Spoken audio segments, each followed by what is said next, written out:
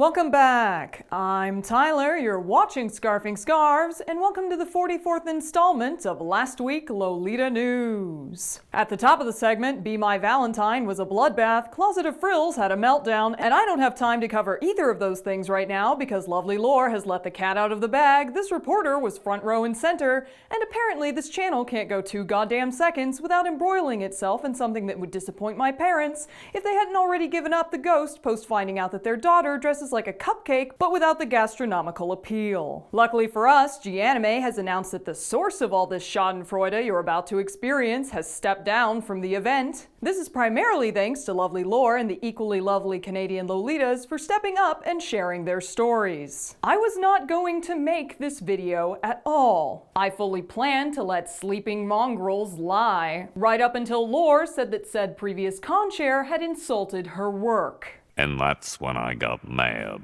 So now, what you will see here is just my own experience before the convention hacked out a certain hairball. Enough of me shoving too many words into a sentence, let's get down to brass tacks. I am not starting off this goddamn year with another lawsuit. I will not be using a certain former con-chair's personal name. And the following is my experience at G-Anime 2019. It all started January 17th, 2019. I had been booked as a Lolita fashion guest for G-Anime. This anime convention is in the French-speaking part of Canada, and given that my US-born ass was going to need to get to the airport, pass through TSA during a government shutdown, and hop a plane at the ass crack of dawn, I wake up at 2 a.m. This is so I can leave my house at 3 a.m., get to the airport at 4 a.m., and get on a plane at 6:15 fracking a.m. This specification will be relevant later. Please store it in the back of your mind, moving right along. This is my first international trip, my boyfriend is on a separate flight, and considering I have no idea what I'm doing, I make it to my gate with only a moderate amount of trauma. I board my plane, hop a bus, wait through a layover, make it to a connecting flight, and land in Canada in what could be described as a tired but accomplished ball of stress. At 1:14 p.m. I find my boyfriend waiting for me at the baggage claim, and we sit down to wait for someone to pick us up. The former con-chair did not tell me who would be transporting us to the hotel. I was presuming it would be a staffer of some sort, and what I was not expecting was a message from the con-chair himself expressing that he was on his way to come get me personally, which felt a little odd at the time, but I brushed it off as simply taking extra care in seeing that his guests were situated. Had I known what was going to happen over that ensuing weekend, I would have gotten back on the plane before he ever arrived. The first thing this man does is admonish me for bringing my boyfriend. He says I shouldn't have brought my boyfriend without telling him, and even though my boyfriend had paid for his own flight, I understand that it might have accidentally caused him inconvenience, and I apologize to him for the oversight. This is apparently not sufficient since he continues to bring it up over and over again, meaning it's been 5 minutes in a foreign country and I am being admonished by a man I don't know. This con-chair may as well be a complete stranger to me, a point that is important when it comes to the following. Because the second thing he does is kiss both sides of my face and yank on my bangs. Twice. Like a man trying to ring a doorbell, but the contraption runs on a pull cord and the guest in question is in a damned irritable hurry. He was apparently commenting on my cutting my bangs, but instead of using words, he grabbed them and gave them a couple of hard tugs. I have just met this man, and in my shock, I almost don't hear him say, "I forgot that Americans don't do that." He's talking about having suddenly kissed my face, my bullshit meters are on red alert, and I am not amused. On a technical note, there is a French greeting by the name of la bise where you kiss the sides of someone's face, but this is Canada, I'm American, and given that I didn't see anyone else getting la bise-ness the entire weekend,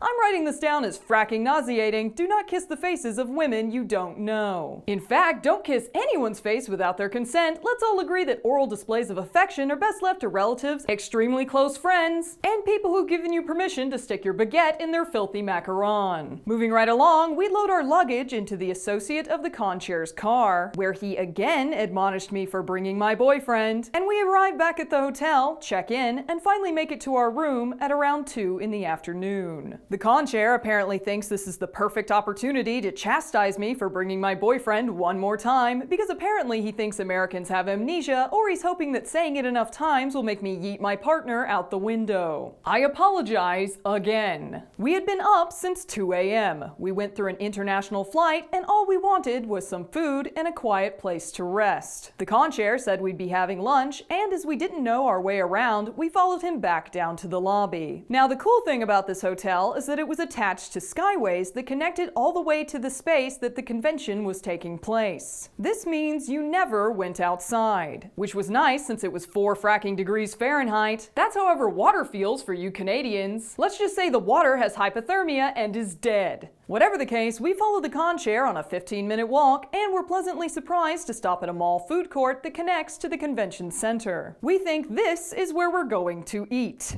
We are wrong about this, but it was nice to think that. Because instead of letting the international guests take their pick of a perfect variety of restaurants in a food court that even has a Starbucks, we keep walking. We reach a door and we go outside. Did I mention it was 4 degrees Fahrenheit? Did I mention that we are from Texas? Would you, in your wildest dreams, think it was a good idea to drag your tired, air travel-worn international guest into the elements for which they are not properly dressed to go walk to a restaurant the concierge says is just up there? Because that is exactly what happened. We walked for 30 minutes outside in the snow to get to a mom and pop food joint. A food joint that was not special. A food joint that serves coleslaw and chicken strips. I ate French fries. They have French fries in America. I am even less amused. The entire walk there and throughout the meal, the concierge talked. And talked, and talked, and talked some more, all about himself and his virulent Quebec separatism, to the point that I left to go to the bathroom just to get a break. My boyfriend would later tell me that in the time I was away, the concierge had managed to stop talking about himself long enough to ask how long we'd been together, to which my boyfriend replied 8 years, and the concierge responded with a dismissive grunt. An odd detail to include, I know, but after the amount of time he spent complaining about my boyfriend even being there, I take it as a troubling response. Most people would say, wow, this guy was acting like he'd just been told they were out of tacos. I returned to the table, he continued to talk, and at some point we leave the restaurant. To endure yet another 30-minute walk through the snow, another 15 minutes through the skyways, and finally, we get to our hotel room at around 5 p.m. We are exhausted.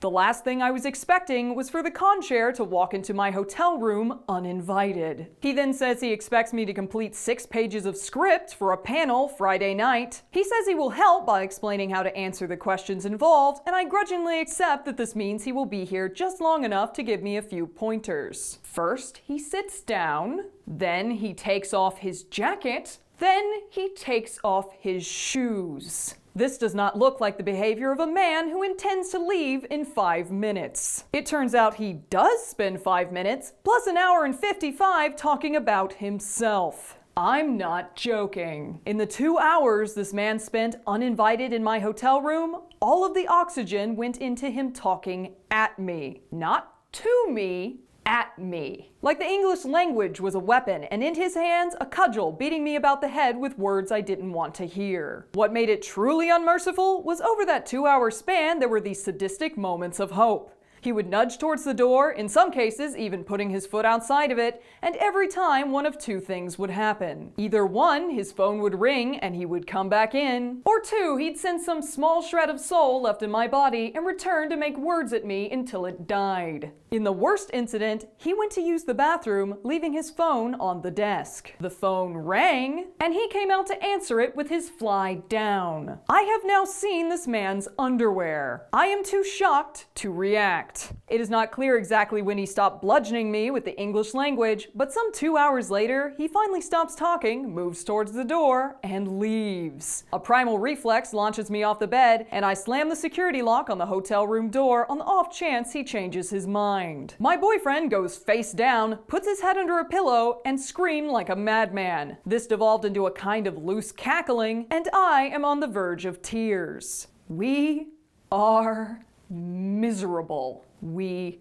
hate Canada. We hate the French. And we want to hurl every one of these frog-eating, snooty, smelly people into the sun. I want to leave this godforsaken frozen hellhole and never come back. And I owe that feeling entirely to the con chair both my boyfriend and I have now dubbed Creepy Clouseau. Side note, to be clear, everyone else we met in Canada was made up of fantastic, welcoming people who are apparently made of sunshine in the midst of Canadian winter. But first impressions are important, and at that point I wanted to push your country into a wood chipper. We were so put off, in fact, that in the minutes after Clouseau bumbled out of our room, we took the opportunity to legitimately look for flights back to the USA. This man nearly chased us out of the country. And the only thing that stopped us was that spur-of-the-moment flights were $600 each. We were stuck in the tundra. I was 6 pages of homework I was supposed to have completed before the next day, the both of us under a cloud of utter misery. Friday dawned with a panel scheduled for 11 p.m. I'm in a foreign country as a guest, and I am doing homework. Homework that hardly involves Lolita fashion. Homework that is primarily related to video game references, nerd culture, anime, and Star Wars. There are roughly 3 questions about EGL in 6 fracking pages. The only reason I was even able to complete the assignment is that my boyfriend is a giant nerd. We compile our knowledge and somehow betwixt the two of us answer what feels like an endless list of irrelevant bullshit. The questions are really, really bad, but we still manage to make chicken salad out of chicken shit. Why would you have a Lolita fashion guest answer video game questions, you might ask? Why indeed? Oh wait, it gets worse because we finish this shit, send it to Clouseau, and are told to come pick it up before the panel that night. Which we do so, and immediately find out that the order of the script has been completely changed around, an entire section was cut,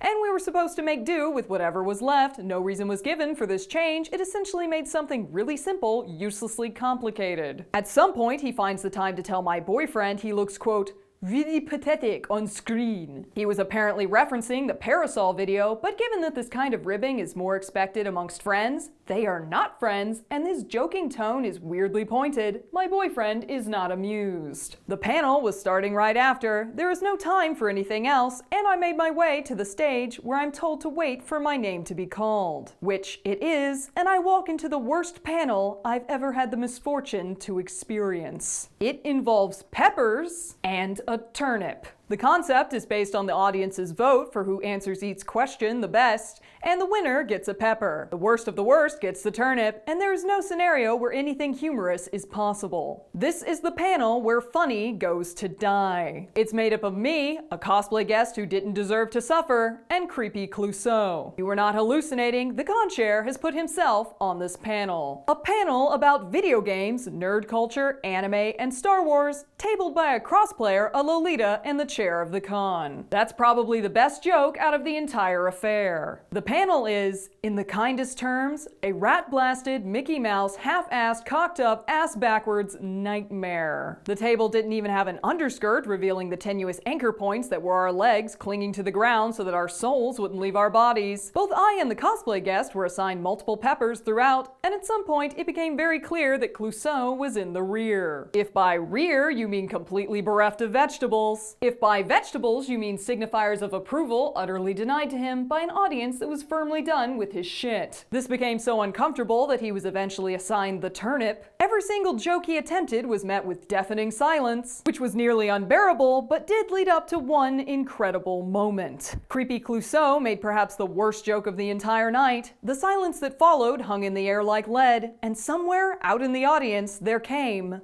the sound of crickets chirping. Some absolute sadist in the audience had had enough and was murdering Creepy Clouseau before our very eyes with the chirp chirp of judgmental insects from their phone. It was a goddamn snuff film, and we have the footage for you today. Come on, guys. Come on stage. There's a lot of yaoi fan girls that want to see you kiss another guy. That's the worst way? And there Yes! The real Hero! You just saved our world. Someone get that person a medal. The panel wrapped up with my having the most peppers and being declared the winner of this shit parade. The cosplay guest was a total trooper for having survived long enough to be declared runner-up, and Clouseau presided over his turnip with all the gravitas of a man whose kingdom was set afire before his very eyes. It should be noted at this point that I hate peppers. I have a whole pile of them now, and I leave them to rot to speak with the poor audience members who just watched us go through panel immolation and live. There are a surprised amount of Lolitas in the audience, and it is my greatest regret that they were subjected to that complete horse hockey. Lovely Lwln and Holly were there as well, and talking with them and the rest of the Canadian Lolitas was the only good thing that happened that day. That and finding out on the walk back to the hotel that the source of the crickets was none other than my boyfriend reaping his revenge on creepy Clouseau. I've dated this man for 8 fracking years, and even I didn't know he could be that much of a savage. He plays the cricket clip repeatedly throughout the night. It does not get old. Being in friendly company, we vented our experiences to the Lolitas around us and ended the night finally feeling like we'd had some fun. We went to bed hell-bent on avoiding Clouseau the next day. Unfortunately, this plan went to shit the moment he heard about our venting the following morning. Now, I think I know who told him. And I think they meant well. I think they were probably trying to do damage control and stop him from causing us any further discomfort. I definitely don't think they meant to cause any trouble. However, on Saturday, in the middle of the Lolita swap meet, while I am in the midst of talking to several Canadian Lolitas, fulfilling my duties as a guest, and making sure to make myself as available as possible for all the lovely people who drove so far to attend, creepy Clouseau shows up, takes me out of the room, away from everyone, and begins to interrogate me about whether or not he's made me feel uncomfortable. Which is, given that my boyfriend is back at the hotel room and I am completely alone with Clouseau, extremely uncomfortable. Maybe I should have just told him the truth, but I didn't, and I lied and said everything was fine. It may not have been honest, but insofar as protecting myself goes, there are several reasons why. I am in a foreign country, and my hotel and flight home are under this man's control, meaning my stay here is at his mercy. I do not know how much or what he has heard, and I do not know how he will react if confronted. There is no one with me to back me up, and while it would be different if I were in my home country, I cannot just go and leave without consequences. I don't know my way around Canada, and I don't want to wander in sub-zero temperatures for kicks. Whatever the case, I am even more uncomfortable than I was before. After that, I was constantly on edge waiting for him to appear again, and the entire convention seemed to exist under a prevailing cloud of dread. I tried to avoid Clouseau even harder, but that's only so realistic given that he was the chair of the fracking convention. That said, with the aid of lovely Lwln, Holly, and several Canadian Lolitas who take pity on my poor American flailing, I managed to escape most of the time. The days I spent with them and the Lolita community up north are what truly made this event something worth suffering through, and I'm extremely grateful to each and every one of you who came up to say hi, hung out, or put up with my miserable ass at any point throughout. All of you were so well dressed, and I will remember your community as the sweetest collection of stupendous people ever to brave the icy tundra. It is because of you that I don't regret going to Canada, I don't hate the French, and thank you all for making my stay something to remember outside of intense therapy. Collaborating with lovely Lwln for another roast and toast video was a ray of light in the otherwise dark chasm, and I genuinely enjoyed seeing her and Holly again. That said, I am not done. This story is not over, because Monday dawned with a text message from Clouseau. He confirmed that my original flight details had not changed. The flight was at 4 p.m., and given that the roads were especially dicey with heavy snowfall, my boyfriend and I called a cab 2.5 hours before our flight. Our cab driver was part of Canadian NASCAR, but despite riding in Ottawa's version of Tokyo Drift, complete with random terrifying sliding at speeds best reserved for roads not covered in icy white death, we made it to the airport in one piece. My boyfriend was on a separate flight booked to depart some 30 minutes after mine, and we'd gotten to the airport 2 hours early. We go to the counter to get my boarding pass. The attendant looks up my ticket, looks at me, and says this flight left at 6 a.m. The airline must have changed the departure time. No one told me, and now I had missed my flight home by 10 hours. It was at this point that I realized Clouseau had stranded me in Canada. He had not double-checked my flight, and in the most unprofessional move of the entire fucking affair, had ended my trip by not even bothering to check the motherfucking time. I was furious. And I was forced to scramble to find another flight home. A flight that the very sympathetic attendant couldn't get for me because all such flights were booked solid or gone for the day. It took nearly an hour, but what I ended up with was a flight from Detroit to Atlanta. I would have to stay in Atlanta overnight and then take a 6 a.m. flight home the next morning. All I cared about was getting back to the USA. Fuck Canada, fuck Clouseau, get me home. So I get the ticket. I am forced to stress out my family trying to book a hotel room on short notice in Atlanta, Georgia, and finally manage to do so before clearing security, customs, and making it to my gate. I say another goodbye to my boyfriend, knowing that at least he's going to get home that night and board the plane. We all get settled, we put away our coats, and we're told to get the fuck off. Because the plane is broken. They try to tell us that it could just be a bit of a delay, but I know a nervous man's face when I see it, and sure enough, the flight is canceled. The fuel line was leaking, and now they have to try to call in another plane. They tell us to wait for that flight, which is coming at 10 p.m., and then that flight is canceled. Meaning the hotel we booked in Atlanta is utterly useless. So, 2 canceled flights, my boyfriend is on his way to another country, and I am stranded in Canada. They make us get all of our luggage back, uncheck our bags, go backward through security, and then have to book us all on new flights. Given that this flight was at capacity, this results in a line that takes 6 hours. There are no flights that will get me to the US that night, and the airline gives me a hotel room with food vouchers good for their restaurant. The hotel has no such restaurant, the food vouchers are worthless, and I wander across the street to find fast food and a muffin. I sleep for about 2 hours and have to be back at the airport at 5-something in the morning. My flight is at 7. It is get out of Canada or bust. I make it through security one more time and finally arrive at my gate to find out that the heating unit on the plane is broken. I want to scream, but at this point I figure they'll give me Canadian citizenship if I sit here long enough and weep. They managed to fix the heating unit.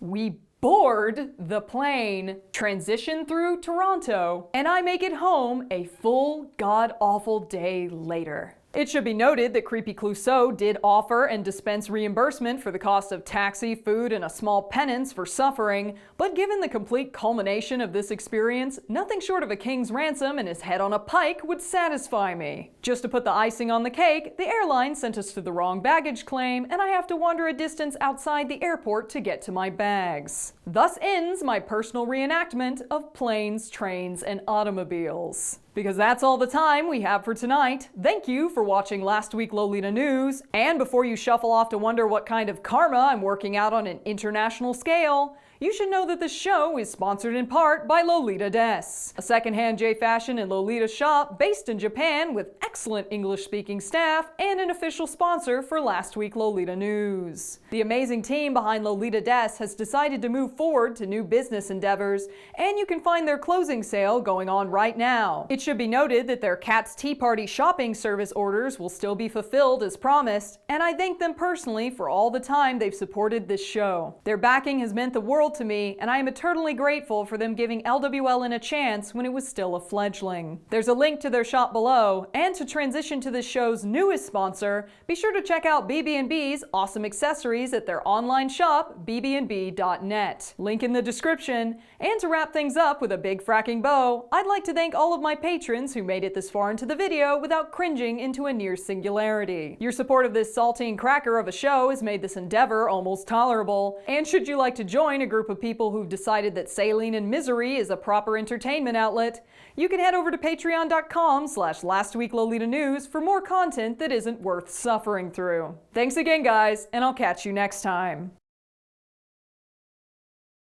Before the cohorts, real quick. As a quick side note, Lwln mentioned in her video that the moderators hadn't asked for pronouns and criticized them for the disastrous panel. I feel the need to throw these people a bone, since the first thing one of the moderators did was ask for our pronouns backstage. And given that both moderators did the best they could with the garbage they were given, I appreciate them doing their utmost to steer this sinking ship as long as they were able. They had to work with no pre-planned banter, and the last-minute changes to the script made matching them all together nigh impossible. So good on you two for staying above water as long as you did. That shit was not your fault.